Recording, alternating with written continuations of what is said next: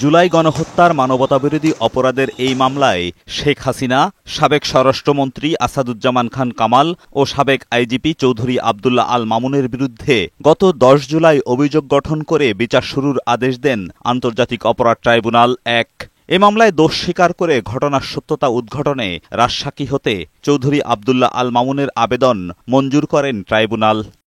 ঐতিহাসিক এ মামলায় সাক্ষ্য দিয়েছেন আহত যোদ্ধা, গণ অভ্যুত্থানের প্রথম শহীদ আবু সাঈদের বাবাসহ স্বজনহারা পরিবারের অনেকে।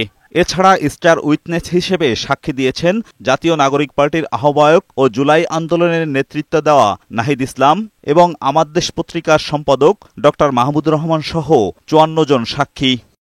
বৃহস্পতিবার শেষ দিনেও ছিল যুক্তিতর্ক উপস্থাপন পর্ব। পরে মামলার রায় ঘোষণার তারিখ ১৩ নভেম্বর ধার্য করেন ট্রাইব্যুনাল।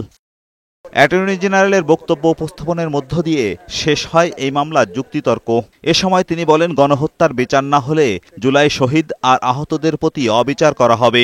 তারা এসে বাংলাদেশে বিচারের মুখোমুখি হয়ে যদি ফাঁসির কাষ্ঠে দাঁড়িয়েও চোখে চোখ রেখে বলতেন, বাংলাদেশের মানুষের জন্য আমাদের জীবন উৎসর্গ করে দিয়ে গেলাম, তাহলেও তাদের কিছুটা প্রায়শ্চিত্ত হতো।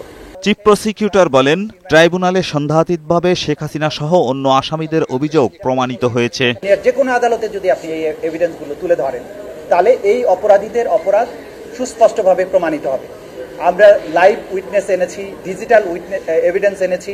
তবে এসব অভিযোগের সঙ্গে একমত নন রাষ্ট্রনিযুক্ত শেখ হাসিনার আইনজীবী। তিনি বলেন, সুবিচার হলে এ মামলা থেকে খালাস পাবেন শেখ হাসিনা সহ সব আসামি।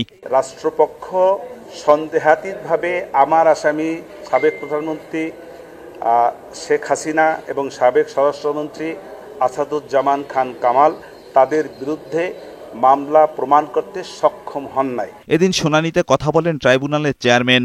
বলেন, যে কোনো মূল্যে ন্যায় বিচার নিশ্চিত করা হবে। এজাজুল হক মুকুল, বৈশাখী সংবাদ, ঢাকা।